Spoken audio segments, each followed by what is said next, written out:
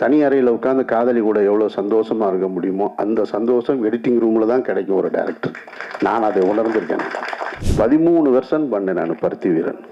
13 version பண்ணி ஒரு வெர்ஷனை final பண்ணேன். அப்போ ஒரு எடிட்டரோட உழைப்பு கூடவே இருந்து பண்ணுற அந்த உழைப்பு இருக்கு இல்லையா, ஒரு குடும்ப விழா போல் நடந்துக்கிட்டு இருக்கக்கூடிய இந்த புதிய நிர்வாகிகளுடைய பதவியேற்பு அல்லது பொன்விழா இந்த நிகழ்ச்சியில் மிக கலகலப்பாக இருந்தது. ஒரு இசை வெளியீட்டு விழா கூட இந்த அளவுக்கு என்டர்டெய்னிங்காக இருந்திருக்காது. அந்த அளவுக்கு மேடையில் பேசி அத்தனை பேரும் சுவாரஸ்யமாக பேசிட்டு உட்கார்ந்துருக்காங்க. இது ஒரு சங்க விழாவாக இருந்தாலும் எதற்காக எடிட்டிங் பற்றி பேசிக்கிட்டே இருக்காங்க அப்படின்னா, எனக்கு தெரிஞ்சு இதற்கு முன்னால் அப்படி ஒரு வாய்ப்பு மேடையில் அமையவும் இல்லை, இனிமேலும் அமையுமான்னு தெரியலை. அதனால் ஒவ்வொரு இயக்குநர்களும் தங்களோட எடிட்டரோட தனக்கு நடந்த நிகழ்வுகளை சொல்லிக்கிட்டே இருக்காங்க. ஒரு இயக்குனருக்கு நிறைய எல்லாரும் சொன்னது தான். அது என்ன சொல்கிறாங்க, எல்லாருமே ஒரு இயக்குனருக்கு எடிட்டிங் சென்ஸ் வேணும் அப்படின்றது அது மறுக்க முடியாத உண்மைதான். எடிட்டிங் சென்ஸ் மட்டும் இல்லை, எல்லா சென்ஸும் வேணும். மியூசிக் சென்ஸ் வேணும், ஃபோட்டோகிராஃபி சென்ஸ் வேணும், எல்லாமே வேணும். ஒரு லொக்கேஷனை செலக்ட் பண்ணுறது வேணும், ஆக்ஷன் சீக்வன்ஸ் எப்படி எடுக்கணுன்றது எல்லா சென்ஸும் வேணும். ஆனால் ஒரு எடிட்டருக்கு, ஒரு டைரக்டருக்கான சென்ஸ் ரொம்ப முக்கியம். அதுதான் ரொம்ப முக்கியமானது. இவங்களுக்கு எல்லா சென்ஸும் வேணும். ஆனால் ஒரு டைரக்டரோட பார்வையில் ஒரு எடிட்டர் இருந்தால் தான் ஒரு சிறந்த படம் உருவாக முடியும். ஒரு திரைப்படத்தை ஒரு இயக்குனர் என்ன கற்பனையில் எவ்வளவு செலவு பண்ணி சிறந்த படத்தை எடுக்கிறேன்னு காலரை தூக்கி விட்டுக்கிட்டு ஷூட்டிங் ஸ்பாட்டில் இருந்துட்டு ஒரு படத்தை எடுத்துகிட்டு வந்தாலும் அந்த படம் தேருமா தேராதான்னு முதல்ல கண்டுபிடிக்கிறது எடிட்டர் தான். எடிட்டிங் ரூம் போனவுடனே அவர் தெரிஞ்சிடும். ஆனால் பல எடிட்டர்கள் அதை சொல்கிறதில்ல. அதுதான் பிரச்சனை. அதை டைரக்டருக்கு சொல்லிட்டாங்கன்னா அங்கேயே அதை சரி செஞ்சிட முடியும். இப்போ எழில் சொன்னது போல் பல எடிட்டர்கள் நமக்கு எதுக்கு, இங்கே முடிச்சிட்டோமாக்கா அடுத்த மீட்ரு இன்னொரு இடத்துல இருக்குது, அங்கே போகலாம், அதை பார்க்கலாம், இது சொன்னால் வேற இவன் நம்ம அடுத்த எடிட்டர் வேற மாற்றிடுவான், இது எதுக்கு சொல்லணும். ஏன்னா என்னோட எடிட்டரோடலாம் நான் போராடுவேன், முன்னாடி உட்காந்துருப்பேன். அகமது தான் இப்போ எனக்கு கடைசியாக 4 படம் பண்ணிக்கிட்டேன். ஐயோ ஏதாவது வாயை திறந்து பேசியா நல்லா இவ்வளோதான். உண்மையிலே சொல்கிறேன். நான் மானிட்டருக்கு பக்கத்தில் வேற உட்காந்துருப்பேன். அப்படின்னா உனக்கு அது பிடிச்சிருக்கா ஏதாவது சொல்லியா, நல்லா தான் சார் இருக்கு அப்படின்னு. நல்லா இருக்குன்னு சொல்லியா, நல்லா தான் இருக்குன்ற அப்படின்னா, இருக்கு சார் நான் பார்த்துட்டு சொல்கிறேனேம்மா. இவ்வளோ நேரம் நீ தானே பார்த்த இதை அப்படின்னா, முழுசாக பார்த்துட்டு சொல்கிறேன் சார். முழுசாக பார்த்துட்டு ஆடியன்ஸ் தான் சொல்லணும், நீ முதல்லையே சொல்லணும் அப்படின்னு. உண்மையிலேயே ஒரு இயக்குனர் தன்னுடைய காதலியை பார்ப்பது, தனி அறையில் உட்காந்து காதலி கூட எவ்வளோ சந்தோஷமாக இருக்க முடியுமோ அந்த சந்தோஷம் எடிட்டிங் ரூமில் தான் கிடைக்கும் ஒரு டைரக்டர். நான் அதை உணர்ந்திருக்கேன். இப்போ நான் என்னோட ஃப்ரெண்டு டைரக்டர்ஸு, இன்னும் அசிஸ்டன்ட் டைரக்டர்ஸ் எல்லாருக்குமே ஒரு பெரிய விவாதம் நடக்கும்.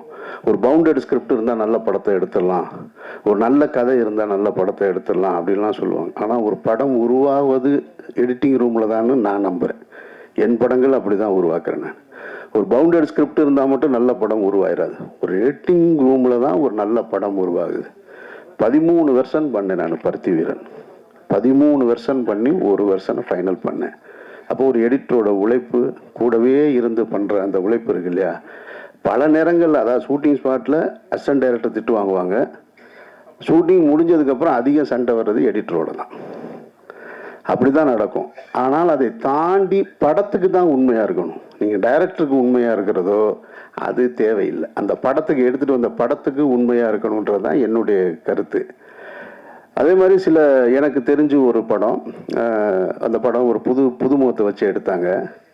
அந்த படத்தை எடுத்துகிட்டு ஒரு 2 ஷெட்யூல் முடிச்சுட்டு வந்த உடனே எடிட்ரு படம் பார்த்துட்டு, அந்த எடிட்டர் இங்கே இருக்கார், இந்த அரங்கத்தில் இருக்கார், அவர் பார்த்துட்டு சொல்லிட்டாரு, சார் இது தேராது சார் இது அப்படின்ட்டு. அவர் என்ன பண்ணிட்டாரு, ஆனால் அது தேர்ற படம் தான், இவர் முடிவு பண்ணிட்டார் அது தேராதுன்னு சொல்லிட்டு அந்த படத்தை பாதியிலேருந்தே விலகிட்டார். நான் என்ன நினைக்கிறேன்னா, அப்படி ஒரு இளையராஜா இந்த படம் தேராதுன்னு நினச்சிருந்தா ஒரு முதல் மரியாதை வந்திருக்காரு. பஞ்சு சார் அப்படி நினச்சிருந்தாருன்னா அபூர்வஸ் அவர்களை திரும்ப ரீஷூட் பண்ணி எடுத்திருக்க மாட்டாங்க. ஒரு பாஷாவாக உருவாயிருக்காது. அப்போ படம் தேருதா தேரலன்றது இல்லை, நீங்க அதை தேத்த வேண்டிய பொறுப்பு இருக்கு. நல்லா எடுத்துட்டு டைரக்டரே நல்லா எடுத்துட்டு வந்துட்டா அப்புறம் நீங்க எதுக்கு? அதனால் சுமாரான படத்தையும் சூப்பராக படம் பண்ணி கொடுக்க வேண்டிய பொறுப்பு எடிட்டருக்கு இருக்குன்னு நான் நினைக்கிறேன். நான் அப்போ அந்த எடிட்டர் இந்த அரங்கத்தில் இருக்கார், அவர் தன்னுடைய தவறை திருத்திக்கணும். உங்களுடைய எஃபர்ட் எவ்வளவு இருக்கோ அதை போடுங்க, அதை போட்டு அதை சிறப்பாக கொண்டு வந்து கொடுங்க. அதுதான் ஒரு எடிட்டர் ஒரு படத்துக்கு செய்ய வேண்டிய பங்களிப்பாக நான் பார்க்குறேன். மற்றபடி சங்க விழா இது, இந்த சங்கத்தை பற்றி நிறைய சொல்லிட்டாங்க, நிறைய பிரச்சனைகள் இருக்குன்னு போஸ் வெங்கட் சொன்னார் எல்லாரும். இந்த சங்கங்களில் இருக்கிற பிரச்சனை என்னென்னா, இந்த நிர்வாகம் சரியில்லை. அதை முதல்ல தொடங்கும் போது எப்படி தொடங்குவாங்கன்னா, இந்த நிர்வாகி சரியில்லை சார், அப்படி தப்பு பண்ணுறாரு சார், இப்படி தப்பு பண்ணுறாரு சார், சங்கத்தை காப்பாற்ற வேண்டிய பொறுப்பு இருக்குது சார், உறுப்பினர்கள்லாம் கஷ்டப்படுறாங்க சார், இதெல்லாம் சொல்லி ஏற்றி விடுவோம் 10 பேர். அவனுக்கு வேற வேலையே இருக்காது. அவன் என்ன பண்ணுவான்னா, அவன் யார் லைம் லைட்டில் முன்னாடி இருக்கிறாங்களோ அவங்கள கூப்பிட்டு வந்து சொல்லுவான். அப்படி தான் எங்களெல்லாம் இழுத்து கொண்டு வந்து விட்டாங்க. அந்த செந்தில் படம் ஒரு படத்தில் காமெடி, ஒரு பிள்ளையை காப்பாற்றுவார் ஒரு படம், பழைய படம், அது என்ன படம்னு எனக்கு நினைவு இல்லை. எல்லாரும் நின்று வேடிக்கை பார்த்துக்கிடுவாங்க, கிணத்துக்குள்ளே புள்ள விழுந்துடும். செந்தில் மட்டும் கடைசியில் கூச்சி காப்பாற்றுவார், எல்லாரும் கை கொடுப்பாங்க. அதெல்லாம் சரி, என்னை யாரா தள்ளி விட்டதுன்னு கேட்பார். அந்த மாதிரி என்னையெல்லாம் சங்கத்துக்குள்ளே அப்படி தான் தள்ளி விட்டாங்க. செல்வமணி என்ன பண்ணுறாருன்னு தெரியுமா, அவர் என்ன அப்படி இருக்காருன்னு தெரியும், அவர் பாவம். நான் உடனே இவரை எதுக்குறதுக்கு ஏதோ குருச்சேத்திர போர் மாதிரி இறங்கி வந்து நின்று, அன்னைக்கு பார்த்தீங்கன்னா குமுதம் ஆனந்தவுடன் எல்லா தலைமையும் பாரதி ராஜாவை எதிர்த்து நிற்கும் அமீர் அப்படின்னு. இவர்கிட்ட போய் அவன் பாரதி ராஜா இடத்த பிடிக்க ஆசைப்படுறாங்க அப்படின்னு. பாரதி ராஜா இடத்த பிடிக்கிறதுக்கு ஆசைப்பட்டுனா முடிக்கவே முடியாது. ஏன்னா அப்படி ஒரு படைப்புகளை பண்ணி வச்சுட்டு போயிருக்காரு. சங்கத்தில் பிடிச்சி நான் என்ன செய்ய? இப்படி எதையாவது ஒரு கொம்பு செய்ய விட்டு கொண்டு வந்து விட்டுட்டு போயிட்டான். அப்புறம் பார்த்தா தான் தெரியுது, இது என்னடா தேவையில்லாத வேலையை நம்மளை கொண்டு தள்ளி விட்டாங்க. ஒழுங்காக படம் பண்ணிக்கிட்டு இருந்தோன்னு இங்கே வந்து உட்காந்தா, போஸ் வெங்கட் சொன்னார்ல, அவர் வீட்டில் வந்து என்ன பிரச்சனை நடந்திருக்குன்னு கூட தெரியல. ஆனால் அது குறித்து 4 மாதமாக எங்கே போனேன்னு கேள்வி கேட்டாங்கன்னு. எனக்கெல்லாம் ஒருத்தன் வந்து என் மேலே உள்ள கோபத்தில் இயக்குனர் சங்கத்தில் இருக்கும் பொழுது இப்போ சமீபத்தில் நடந்த பிரச்சனை மாதிரி தான். அப்போவே தாலிபான் தீவிரவாதிகளுக்கும் எனக்கும் தொடர்பு இருக்குன்னு ஒரு போஸ்ட் ஓட்டிட்டு போயிட்டாங்க. இவன் இந்த செயற்குழு உறுப்பினருக்கு இவன் தேர்ந்தெடுக்கலன்றதுக்காக என்னைய கொண்டு போய் தாலிபான் தீவிரவாதத்தை கொண்டு போய் சேர்த்துட்டான். ஐயோ, ஒவ்வொரு முறை பொதுக்குழு நடக்கும் போதும், அதாவது கௌரவமான, நான்லாம் அண்ணாந்து பார்த்த இயக்குநர்கள் ஆர்வி உதயகுமார் சார், செல்வமணி அண்ணன் 2 பேருமே பெரிய படைப்புகளை படைச்சு தொடர் வெற்றி. உதயகுமார் சார்லாம் தொடர் வெற்றி. செல்வமணி என்ன உச்சத்தில் இருக்கார், பிரம்மாண்டமான படைப்புகளை கொடுத்துருக்காரு. இங்கே ஒருத்தன் வந்திருப்பான் 75 வந்து அசிஸ்டன்ட் டைரக்டராக சேர்ந்து, அவன் ஊரில் வேற பிரச்சனை என்னன்னா, அவன் ஒரு கேபிள் டிவி நடத்தி அதில் காசை சீட்டிங் பண்ணி எங்கே போகிறோன்னு தெரியாமல் அசிஸ்டன்ட் டைரக்டர் கார்டை வாங்கிட்டு இங்கே வந்து ஒளிஞ்சு உட்காந்துட்டுப்பான்.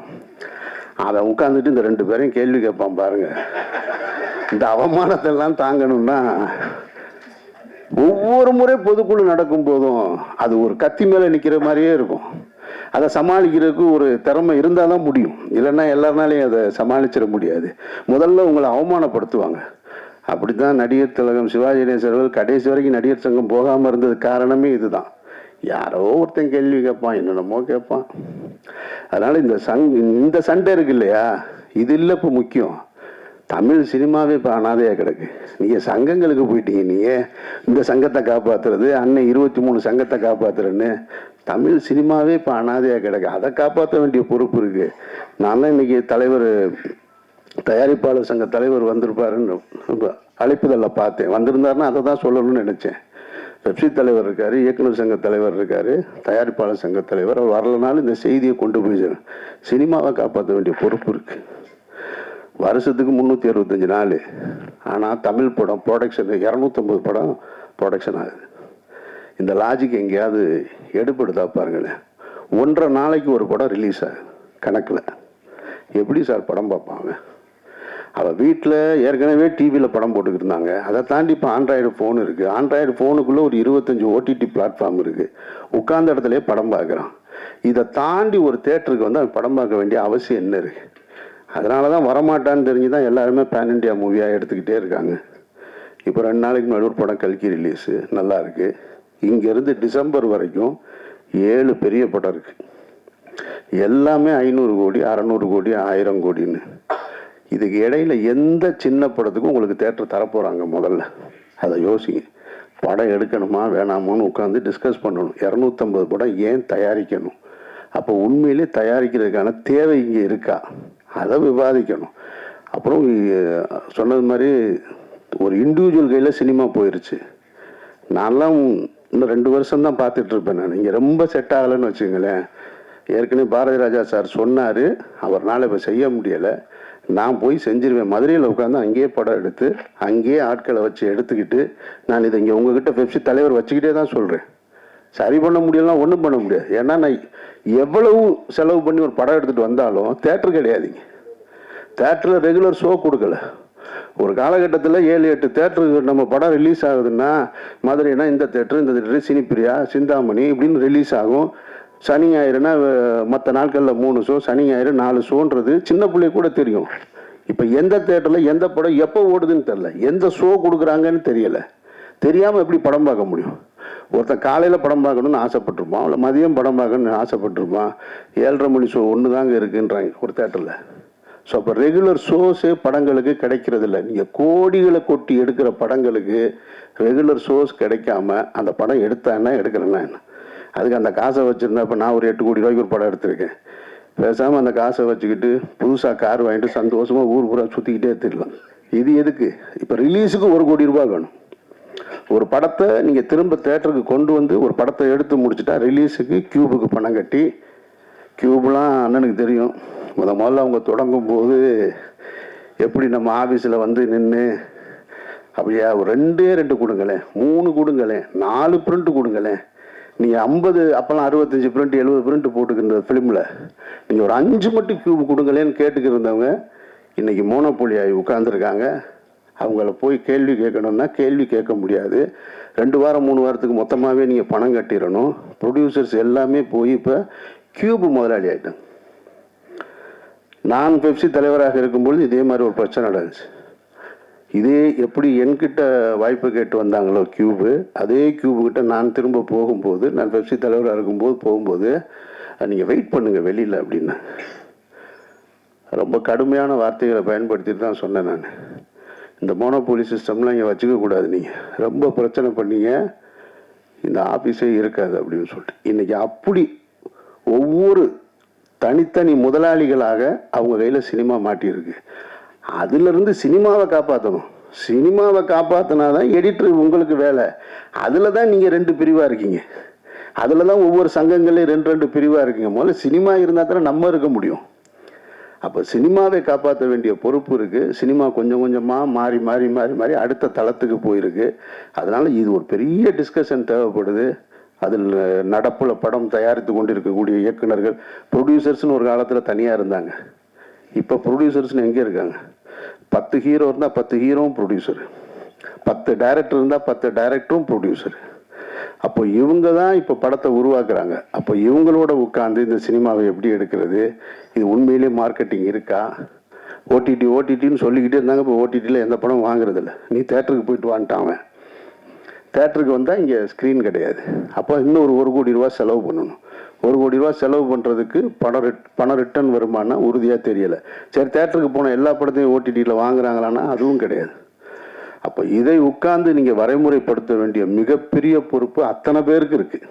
அதனால் இதில் புதுசாக தேர்ந்தெடுக்கப்பட்டவங்க, பழைய நிர்வாகிகள் அதெல்லாம் தாண்டி ஒட்டுமொத்த சங்கங்களும் சேர்ந்து சினிமாவை காப்பாற்ற வேண்டிய பொறுப்பு இருக்குது.